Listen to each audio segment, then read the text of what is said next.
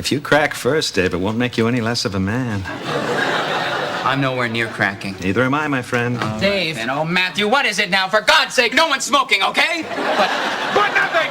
You know what we need around here is an anti-whining ordinance. So just sip your sniveling little lip and haul your skinny ass out of here! Welcome back to Thick and Critical. This is Wes. I expected this to be kind of a boring, kind of a Marvel news update. But then when I got into the details of some of these upcoming comic series, my mind blown. Marvel cannot help themselves. We've got this Marvel having to incorporate modern day strife and things that are not so pleasant into their comic books once again in a new Luke Cage series. We've also got gender swapping happening in an upcoming Eternals one-shot. We've got a new Spidey-powered hero showing up in Miles Morales this week.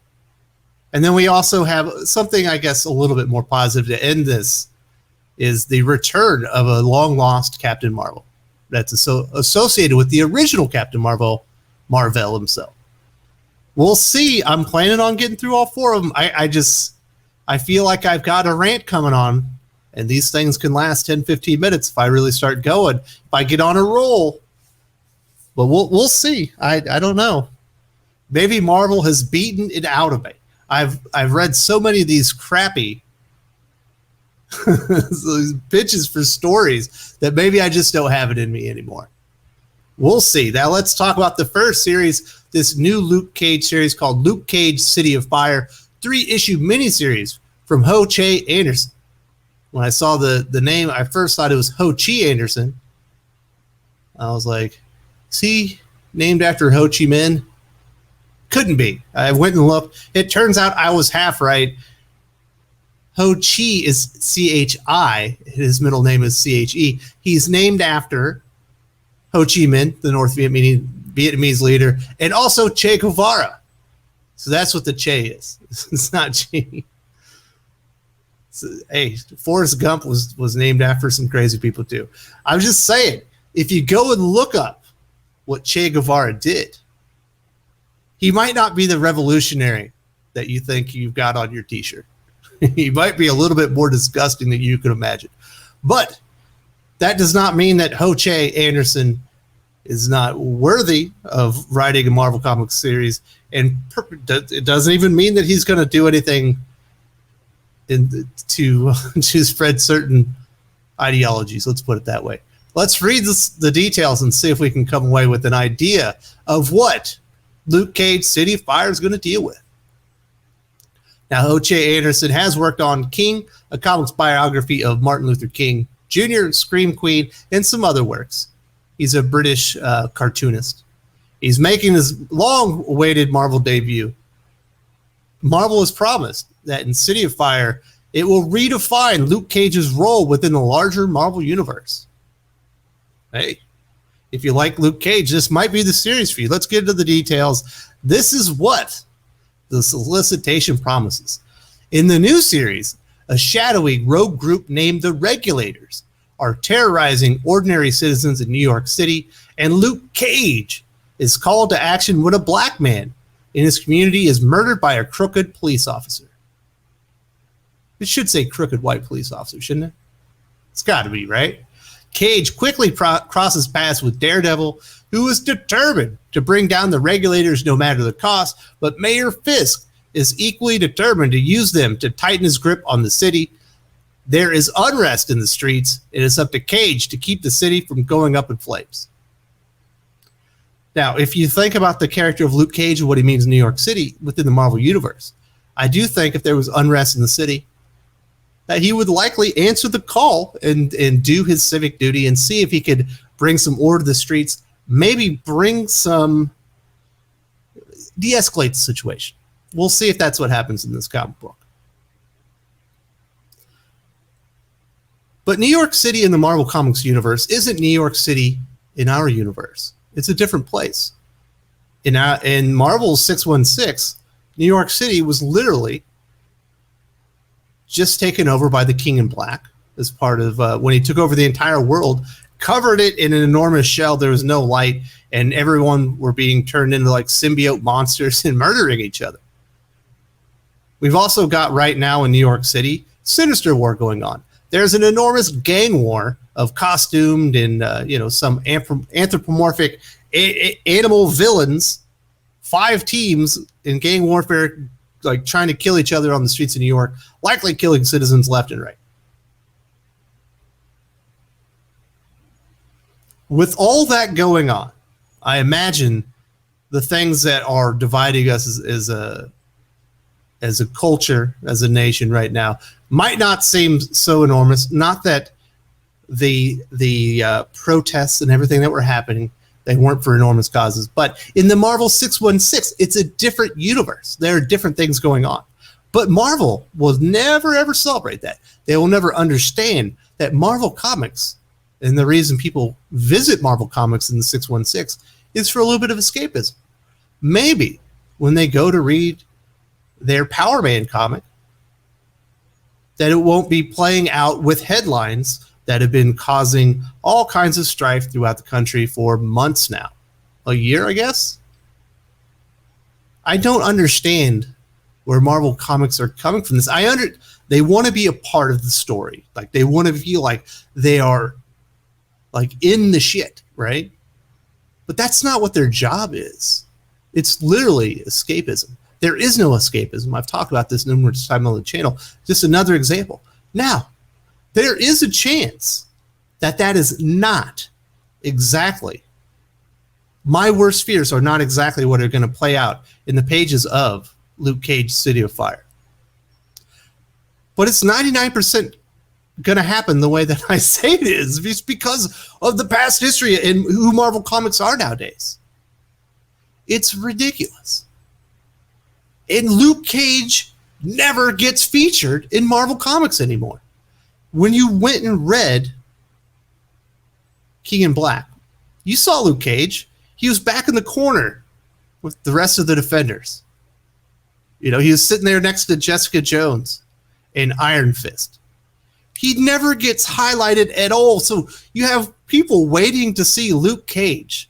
Finally, they're going to get a miniseries, and this is what they do with it. Now, there are going to be some people like, oh, I'd love to see Marvel's take on all the things that are happening in America today. This is going to be a great read. But the vast majority of Marvel fans are not looking for that. And certainly probably not the Luke Cage fans. It could be handled well, but my faith in the comic industry is not at a very high level right now. And my faith in Marvel is much lower, just based on what they put out. This is ridiculous. I definitely want to hear from you guys. Do you think there's any chance that this just isn't being used as an as a bullhorn to put out one narrative of everything that's going on?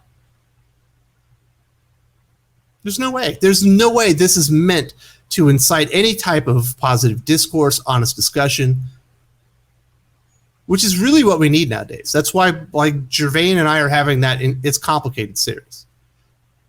To talk about things that maybe make people uncomfortable, whatever, but with honest discussion and providing multiple sides to these things, because they are complicated. It will not be presented that way in here. And this is what Ho-Che Anderson had to say. I can't express how excited I am to be doing a project with Marvel and about the level of talent they've lined up to work on it with me. I have been given the freedom to explore a subject I'm so passionate about through the lens of characters I've loved since I was a kid, and I fully intend to work overtime to make sure the results are worthy of the trust I've been granted. Fortunately, the heavy lifting will be accomplished by my incredible collaborators who will make me look better than I am. So at least he sounds like a nice guy. He's already giving the credit to the other people that are working on him. There are going to be 3 different artists on this project, one for each issue. But I hope that Mr. Anderson proves me wrong and that Marvel Comics has it in them to edit themselves and maybe, just maybe, allow some escapism to escape into comic books nowadays. But we both know that's not going to happen. And that's too bad. So if you're a Luke Cage fan, I hope you enjoy the series. I just hope you weren't expecting any type of escapism and you enjoy your propaganda piece. Next up, we've got the Eternals Celestia. Obviously, the Eternals were rebooted in order to coincide with the upcoming film. Kieran Gillen and Asad Ribic have been the creative team on that. I got about, I don't know if I think I got halfway through the first issue. I was bored to tears and hit the eject button on that one. I understand some people are enjoying this. This is going to be a one-shot from Kieran Gillen and artist Kei Zama. And this is two of Marvel's Eternals, Ajak and Makari, who have been absent since Gillen and Ribic have taken over Eternals. They're returning, and they're finally reborn in this one-shot Eternal Celestia. Ajak and Makari, traditionally depicted as male characters, are now going to be female characters. Shocking. We don't see a whole lot of gender swaps nowadays. We see in all kinds of weird swaps in not only comic books, but in television and movies. But this is made to be more in line with the film Eternals, where Salma Hayek and Lauren Ridloff will be portraying the characters. And this is what Marvel's announcement had to say about Eternals Celestia #1. Now that the truth of their existence is revealed, Ajak and Makari must pick up the pieces and try to find a road forward, no matter how terrifying it will be or how their choices will irrevocably shock the rest of the Eternals. And how do the Avengers of 1 million BC figure into it? Why do they figure into it? That's what I got a question. I think the Avengers 1 million BC has been an absolute flop. I know it was one of Jason Aaron's big ideas when he took over the Avengers. They've leaned into it multiple times now, and I think it's yielded zero results to this point. Can Kieran Gillen, who I think is a superior creator to Jason Aaron, pick up that ball and run with it and make something interesting out of it? I have doubts. It's just not that interesting of an idea, in my opinion. Of course, we are getting the gender swaps of the two main characters. That has to be done, I guess, because of the movie. Hey, it's another Tuesday, right? These things just keep happening and happening and happening. Suffice to say, this is the space, and I can't wait to show what Kay, Assad, and I have cooked up with them. This is Kieran Gillen speaking. Also, taking the Avengers of 1 million BC out for a spin. I'll be honest, the first time I saw Ghost Rider on the back of that mammoth, I did think I'll have some of that. Thank you very much. I will admit, the Ghost Rider mammoth was cool. That's the one cool thing to come out of Jason Aaron's 1 million BC Avengers. Now, I must pardon myself because the wife has sent me a message, and I need to get the baby milk. I'll be right back. I have returned from my fatherly duties so I can continue talking about comic books with you guys. For those who are unaware, this Celestials actually created the Eternals, who they designed as part of an experimental plan with 100 Eternals and 100 Deviants, the opposite to the Eternals, and then placed on a planet. With the Celestials returning sometime later to determine whether Eternals or Deviants are more dominant, and if it's the latter, they'll wipe out the planet clean and start over. So that is some backstory on what the Eternals are in the Celestials. I don't get the leaning into the 1 million BC thing. Unless it's a Ghost Rider Woolly Mammoth special, not a lot to really dig into there. In my opinion, there are going to be some people that disagree with me. And of course, you have got to have the obligatory gender swaps on the characters. They're fluid. So did you know that we have a new Spidey-powered superhero in the Marvel 616? Do we have enough Spidey-powered heroes in the 616? It seems pretty ridiculous when you think about Peter Parker and how he became Spider-Man. Almost like a 1 in, a gazillion chance that could ever happen. You have a radioactive spider, bites the young boy, and he becomes a superhero. Yet we have so many offshoots of Spider-Man now, it's absolutely ridiculous. We did not have enough because in this week's Miles Morales Spider-Man number 28, the finale of the Clone Saga, Miles has a new brother. Well, technically he had 3 kind of clone brothers, but one of them he's developed an attachment with. This is from Saladin Ahmed and Carmen Cornero. Just a little bit of backup stories. If you were not keeping up with the Clone Saga, which I imagine most of you weren't, because it's Miles Morales' Clone Saga, a reboot of a story that was already reviled in the pages of Peter Parker's Spider-Man. Earlier, while Miles Morales was captured by the Assessor and he was escaping, he was unaware that this resulted in the successful cloning of Miles Morales himself, leading to 3 copies of Spider-Man for this clone saga. They have the names Salim, Mindspinner, and Shift. Mindspinner is actually a pretty decent name for a hero, if I'm going to be honest. I kind of like that one. And each of them had variations of Miles Morales' power sets. None of them were exact clones. And so what happens is they're fighting. Miles unknowingly destroys the cure for the cellular degeneration that was happening to the clones. So Salim and Mindspinner decided to wage war on Miles Morales, and that is what the Clone Saga has been, and specifically his family.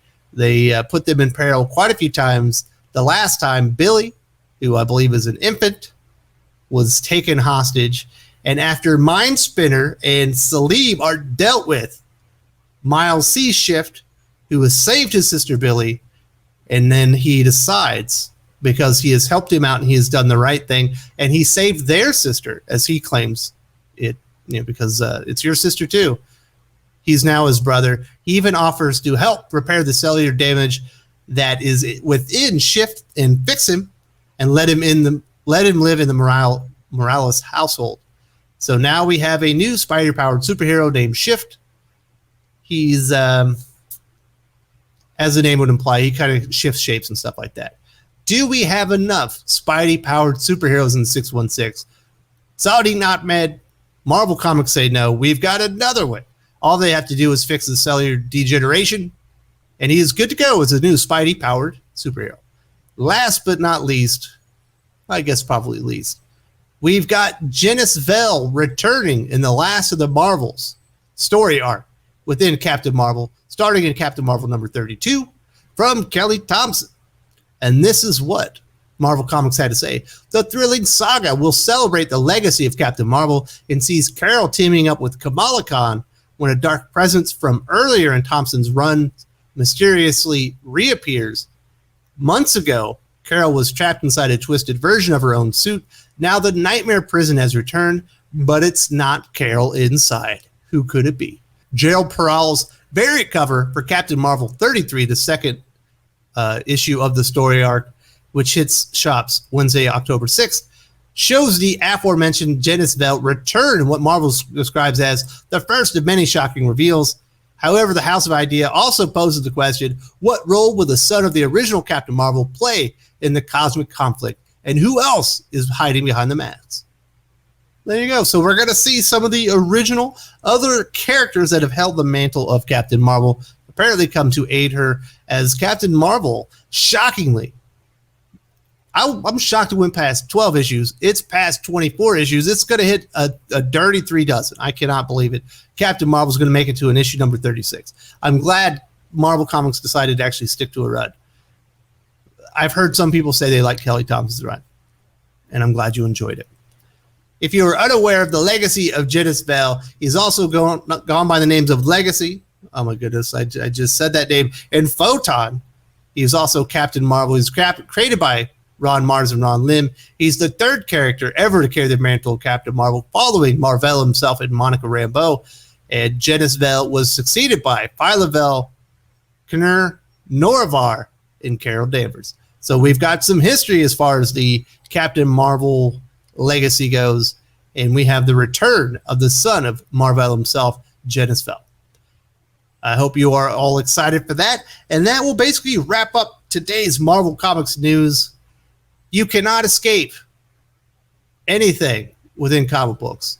It is not the world outside of your window. It's the world outside your window that Marvel wants to throw inside your face and never let you unsee it.